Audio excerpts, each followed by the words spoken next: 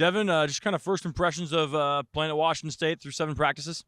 Oh man, I love it. It's definitely a switch up with the environment as far as it being April and it's still snowing. Yeah, that's different. But as far as like the team, it's just been a blessing to be out here with the atmosphere of the team. I would say, out of the schools I've been to, the culture here is number one. And you just come in and guys are just loving and it makes the transition a lot easier. Who do you think maybe from the guys that you've met so far on the team has helped build that culture the most? Uh, from my perspective, it's been a lot of guys. My roommate Brendan Jackson, R.J. Stone, Kyle Thornton, just numerous guys that has set the stone and set a high standard. So when it came in, it was pretty easy because everything was in place. It's just adding my perspective and my way of leadership to the organization. How would you kind of characterize your skill set as a linebacker? I would say I'm versatile. I would say I can run, physical, and then I like to lead. Because when I was younger, I used to play quarterback, so I have a knack for leading and vocalizing. So I just try to be an all-around backer, and one of my favorite backers is Bobby Wagner. So I try to implement his game.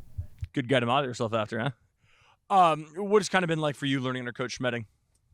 It's been a real blessing being with Coach Schmedding and then JC Sarrett because they're real nitpicky and they fine-tune every little thing. So you may think you had a great play here, but you can have that one harder step to make that play that much better. And then just understanding the different concepts and how they break it down, I'm growing so much as a player. And so, like I said, it's such a blessing to be here. How do you think you've had to change as a player or change your role from year to year from last year to now? Or how would you say you are a different player or are a different kind of leader? I want to say I didn't really have to change at all.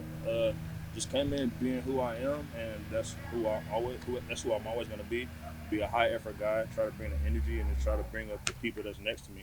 So if a guy's having a bad day, I'm in their ear trying to talk to them, try to build that relationship to get them to be their best self. So I think really just being myself. What brought you here in the first place? What set Wazoo apart as a kind of destination for you? Nothing but God. I'll tell you that right there. So it's funny. So my first school was New Mexico State. COVID happened. I entered the transfer portal, and I entered the transfer portal, and my offers were Washington State and then Texas. Texas was my dream school, so I went to Texas. And little do you know, at the time at Washington State, Coach Dickert was the linebacker coach. And he told me to come, but I was hard-headed and I didn't go. So I ended up going to Texas and then spent 2 years there. And I ended up hitting the portal again. It wasn't expected because I thought I was just going to stay at Texas. But God closed that door and opened up a new one. So he allowed me to take plan A and then turn around and take plan B. And this time Coach Dickert was the head coach, which was pretty wild. And the fact that he still had faith in me, even though I didn't go to Washington State the first time, says a lot in like the faith that he had in me. And that was a big decision for me because it's like not too many coaches get turned down by a player and then go around and recruit them again. So that's all the confirmation I needed.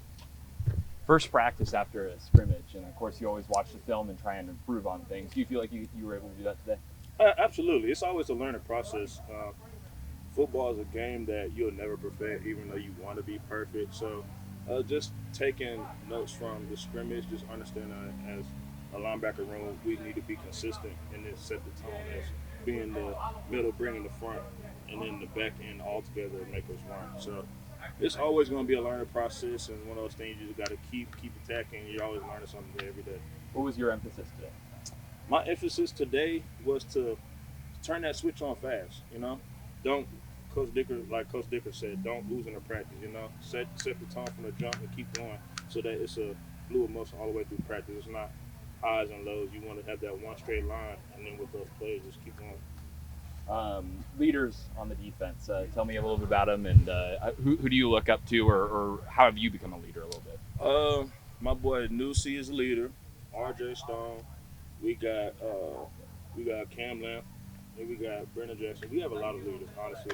And it's really one of those things where it's like, yeah, we have those set stone leaders to kind of direct the pack, but how Coach Dickert has approached the culture we have and the mindset of protecting the den, the Cougs, everybody's just holding their square feet, and everybody's bringing their own piece to the team. So I would say, if you could say the whole team is a leader, I would say that, because like we're all just setting that standard and trying to push each other to be the best.